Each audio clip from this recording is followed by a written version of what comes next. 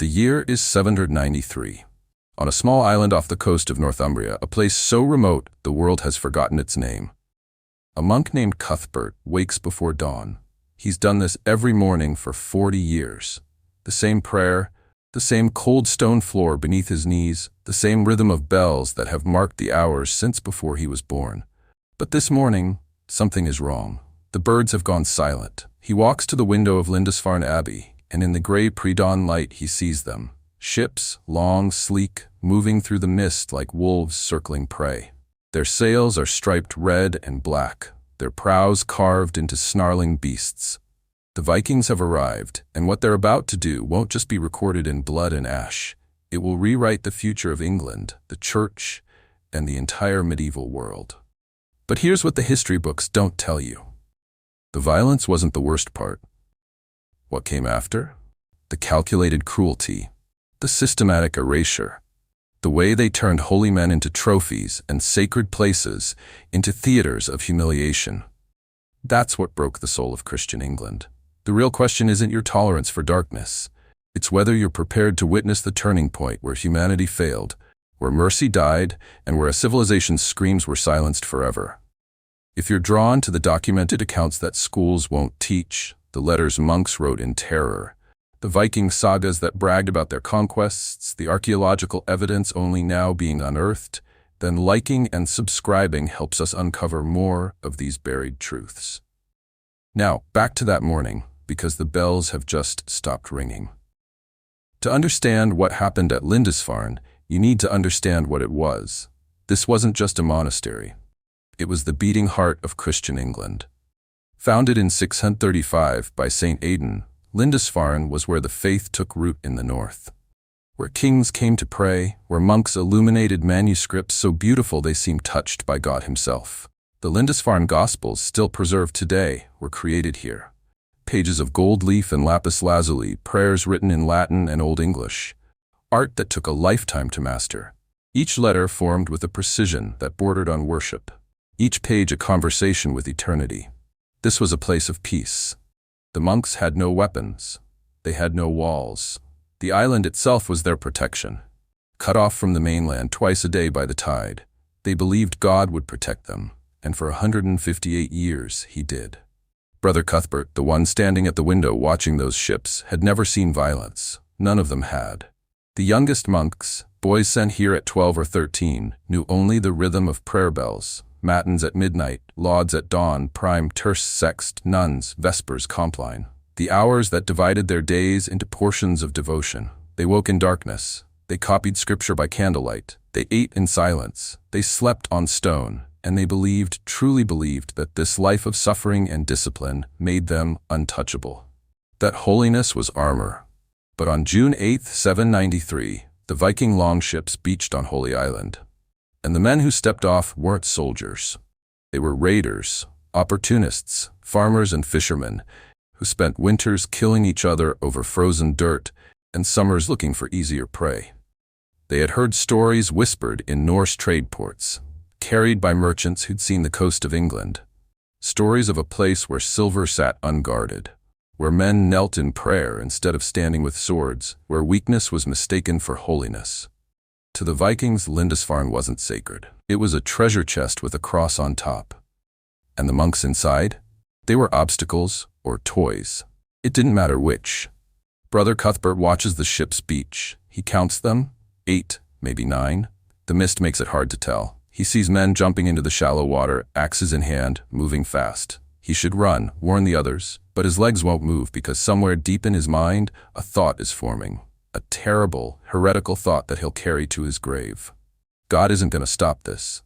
If this moment doesn't stir something in you, if the picturing of unarmed men in prayer facing death at their doorstep doesn't compel you to remember, then perhaps we've forgotten what our ancestors fought to preserve.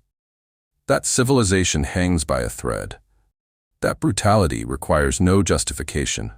That everything we hold sacred can vanish in one morning. But here's what cuts deeper. What followed the attack was somehow even darker. Stay with me because what happened next was worse than the attack itself. The monks hear them before they see them, shouting. Not in Latin, not in English. A language that sounds like gravel and ice, like something dredged up from the bottom of the sea. Brother Cuthbert finally moves. He runs through the stone corridors, his sandals slapping against the floor. He's shouting now, waking the others. 70 men live here. Most are old. Some are boys barely 14, sent by noble families to learn the scriptures. They gather in the chapel. The abbot, a man named Higbald, tells them to pray, to trust in God, that the strangers outside might be travelers, merchants, lost sailors seeking shelter. But when the doors swing open, the men who enter aren't lost. And the first thing the Vikings do isn't kill. They laugh because what they see is absurd to them. Old men in robes, younger men clutching books like shields, an abbot named Higbald standing at the altar, crucifix raised high, speaking words in a language the raiders don't understand. One of the Vikings, his name is lost to history, but Norse sagas describe men like him, walks up to Higbald. He's calm, almost curious. He looks at the silver chalice on the altar, the gold reliquary holding the bones of St. Cuthbert, the jeweled cross that has hung above this place for generations, and he takes them, not violently, not with rage, just takes them, the way you'd pick an apple from a tree. When Higbald protests, when the old man reaches out to stop him, the Viking strikes him across the face with the flat of his axe. Higbald falls. Blood on the altar, blood on the stone floor, blood on the white robes of the monks who rush forward to help him. The monks freeze, and then the violence begins. The younger brothers try to run. They're pulled back by their robes, thrown to the ground. One Viking grabs a manuscript from the scriptorium, a Gospel of Matthew that took 3 years to complete, and tears the pages out. Not because he needs to, not because the pages are valuable, just to see the look on the monk's face. Brother Cuthbert drops to his knees. He's praying. The Lord's Prayer, his voice shaking. A Viking stands over him, axe raised, and for a moment it looks like he's going to bring it down. But he doesn't.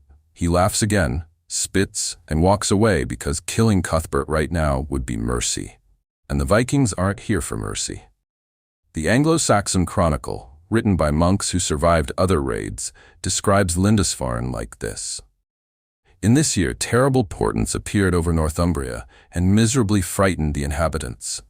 These were exceptional flashes of lightning, and fiery dragons were seen flying in the air. A great famine soon followed these signs, and a little after that, in the same year, on the 8th of June, the harrying of the heathen miserably destroyed God's church in Lindisfarne by rapine and slaughter.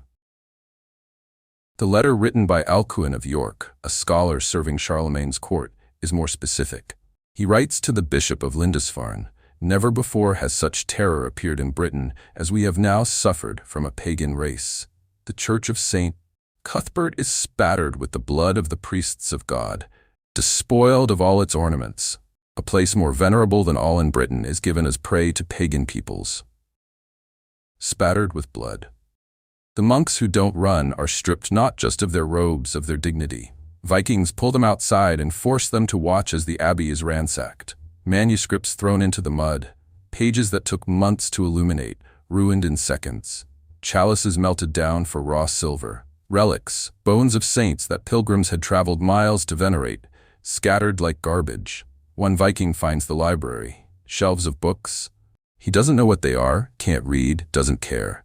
He sweeps his arm across the shelf and watches them fall. Hundreds of hours of work, generations of knowledge gone. Another finds the wine cellar, the communion wine. He drinks straight from the barrel, then smashes it. Red wine floods the floor, mixing with the blood already there. Some monks are drowned in the shallow tidal waters that surround Lindisfarne, held under until their prayers become bubbles. Others are taken as slaves, chained together, marched to the ships, young ones mostly, the ones who can still work. And some, this is the part that archaeology confirms, are displayed. Bodies left propped against the church walls, positioned kneeling as if in prayer. A mockery, a message. The Vikings take the golden cross from above the altar, and one of them hangs it around his neck. He walks outside, stands in front of the remaining monks, and spreads his arms wide, mimicking Christ on the cross. The other Vikings roar with laughter. They're not just stealing, they're performing. Brother Cuthbert watches this. He's still alive, still on his knees, but something inside him has broken. Not his body, his belief, that the world could allow this. That God could watch this, that men could do this to other men and feel nothing worse than nothing. Joy. The raid lasts 4 hours. By midday, it's over. The Vikings load their ships with silver, gold, anything they can carry. They take 12 monks as slaves. They leave 37 bodies. And when they finally push off from the shore, when their ships disappear back into the mist, Lindisfarne is silent. No bells, no prayers, just smoke and the sound of the tide pulling bodies out to sea. But here's the part that makes this worse, the part that turns a tragedy into a nightmare. The Vikings came back, not once, not twice. For the next 70 years, Lindisfarne and monasteries like it, Jarrow, Monk Wearmouth, Iona, were hit again and again because the Vikings realized something. Monasteries don't fight back, and more importantly, monks can be ransomed. Brother Cuthbert survived the first raid barely. He helped bury the bodies. 37 graves dug into the rocky soil of Holy Island. He watched Abbot Higbald, face still swollen from the axe blow, try to rebuild, try to make sense of what happened. But 3 years later, they came back. This time they knew exactly what they wanted. They didn't waste time on manuscripts or wine. They went straight for the monks, the young ones, the healthy ones. Brother Cuthbert was 39 now, still useful. They chained him with 11 others and marched them to the ships. Historical records from the 9th century describe a system, a trade. Vikings would capture monks, take them to Scandinavia or Ireland, and send messages back to England. Pay us or we kill them. Sometimes the church paid, sometimes they didn't. When they didn't, the monks were sold as slaves. Brother Cuthbert was thrown into the belly of a longship. No light, no air, just the sound of oars and the smell of salt and vomit. They crossed the North Sea in darkness. 3 days, maybe 4, he lost count. When they reached Norway, he was sold to a farmer, a man who needed hands for the harvest. Cuthbert, who had spent his entire life copying scriptures, was now pulling weeds from frozen ground. His fingers, once used to hold quills, cracked and bled in the cold. He tried to pray, but the words felt hollow. Forced to row Viking ships, work Scandinavian farms. Some converted, some died, some simply disappeared. Brother Cuthbert died 3 years after his capture. Far from home, buried in a field with no marker, no name, just another forgotten captive in a land that didn't know what monks were and didn't care. But here's where the story gets darker. In 2017, archaeologists excavating a mass grave in Dorset, England, found the remains of 54 men, all decapitated, all young, all buried in the late 8th or early 9th century. Isotope analysis of their teeth revealed they weren't local. They were Scandinavian. At first, researchers thought Viking victims of English retaliation. Finally, evidence of resistance, of England fighting back. But then they found something else. One skeleton was buried with a small wooden cross, crude, carved by hand. Another had marks on the spine consistent with a life spent bent over copying manuscripts, the kind of curvature you only get from decades of hunching over a desk. These weren't Viking raiders. These were Viking-held monks. Men who had been captured, enslaved, brought to Scandinavia, and then brought back to England. Maybe as translators, maybe as hostages for another ransom. Maybe just because the Vikings were moving and the monks came with the cargo. And when they were no longer useful, when the ransom wasn't paid or the work was done, they were executed. All 54 of them, lined up, beheaded, thrown into a pit. The archaeological report notes something else. The cuts on the neck bones were clean, professional, done by someone who knew how to kill efficiently. This wasn't rage, this wasn't battle, this was business. You've just learned something that isn't in most textbooks. That the Viking raids weren't just violence, they were industry. That monasteries became hunting grounds. That monks became commodities, trade goods, assets on a ledger. If that doesn't make you want to remember their names, if the fact that some of them died in foreign lands far from home praying in a language their captives mocked, doesn't move you to subscribe and keep these stories alive, then maybe we've forgotten what history is supposed to teach us. That cruelty doesn't need hatred. It just needs opportunity. And that the most terrifying violence isn't the kind driven by passion. It's the kind driven by profit. After Lindisfarne, everything changed. Monasteries that survived built walls, high ones, stone ones, the kind that said, "We're done trusting God to do the work we should have done ourselves." They hired guards, men with swords who stood watch while monks prayed. The irony wasn't lost on anyone. Places dedicated to peace now defended by violence. They moved their treasures inland. The famous Book of Kells, one of the most beautiful illuminated manuscripts in history, was created in Scotland but moved to Ireland specifically to escape Viking raids. Monks carried it by hand, traveling at night, hiding it in caves when they heard rumors of longships. The monks stopped being just monks. They became fortress builders, diplomats, spies. They learned Norse, studied Viking tactics, started keeping networks of informants along the coast who'd light signal fires when raiders appeared. Prayer was no longer enough. You had to be useful, strategic, armed, and England militarized.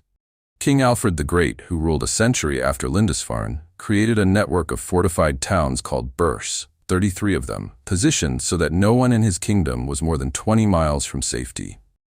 He built a navy, reorganized the army, instituted a draft, taxed his people to pay for walls and weapons, all because of what happened on June 8, 793. By the time the Vikings were finally driven back by the 11th century, England wasn't the same. It was harder, meaner, more suspicious of outsiders. Churches had armed guards. Monasteries looked like castles. Trust was a luxury no one could afford. The age of undefended holiness was over. Lindisfarne Abbey was eventually rebuilt, but the monks who returned walked through halls that still smelled of smoke. They prayed in a chapel where blood stains had seeped into the stone, and every time the wind blew in from the sea, they listened for the sound of ships. Some refused to go back. The trauma was too deep.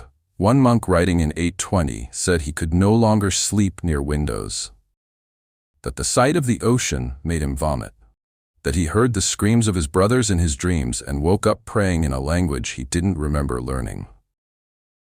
But here's the strangest part. The Vikings eventually converted. By the 10th century, Scandinavian kings were being baptized. Cnut the Great, a Viking who conquered England, became one of its most Christian rulers. Viking settlements in England adopted the faith, built churches, funded monasteries. The raiders became rulers. The destroyers of churches became their patrons. Some of the men who burned Lindisfarne had grandsons who prayed there. But the trauma remained. A 12th century monk named Simeon of Durham wrote, "The sorrow of that day lives still in the hearts of those who remember. For the heathens poured out the blood of saints around the altar, trampled on the bodies of saints in the temple of God. Like dung in the streets, like dung in the streets." That's how survivors remembered it. Not as a battle, as a desecration, as the moment the world revealed itself to be crueler than they'd been taught. When faith proved not to be armor, when holiness proved not to be protection. When they learned that the only thing more dangerous than evil is assuming evil won't come for you. So why does Lindisfarne matter today? Because it's a reminder that civilization is not a given. That the things we consider untouchable, schools, libraries, places of worship, can be destroyed in a morning by people who see them differently. The monks of Lindisfarne believed their holiness would protect them, that their books, their prayers, their peaceful way of life was immune to the chaos outside their walls. They were wrong. And the lesson isn't that faith is useless. It's that faith without preparedness is vulnerability. Brother Cuthbert, before he was taken, before he died in that Norwegian field, wrote one letter that survived. It was found in the 19th century, preserved in a monastery in York. He wrote it 3 months after the first raid, addressed to no one in particular. He said, "I do not know if God has abandoned us or if we have abandoned him. I do not know if our prayers were too weak or if the world is simply stronger than we believed. I know only that I watched men laugh while they killed. And that laughter, more than the blood, more than the screams, is what I cannot forget. That men could find joy in our suffering means the world is not what we were taught. And I do not know how to live in a world like that." 3 years later, he was in chains. Alcuin of York, the scholar who wrote to the Bishop of Lindisfarne, said this, "Consider carefully, brothers, and examine diligently, lest perchance this unaccustomed and unheard of evil was merited by some unheard of evil practice." He was trying to make sense of the senseless, trying to find meaning in massacre, trying to believe that suffering has a reason. But maybe the meaning is simpler. The world doesn't care what you hold sacred. It only cares what you can defend. You've just witnessed one of history's darkest truths. A moment when peace was mistaken for weakness, and weakness became an invitation for violence. If stories like this remind you how fragile humanity is, how easily the light can be snuffed out by those who refuse to see it, then subscribe to Historian and keep the past alive. Because some voices deserve to be heard, even if they were silenced centuries ago, especially then. The light shines in the darkness, and the darkness has not overcome it, but only because someone chose to.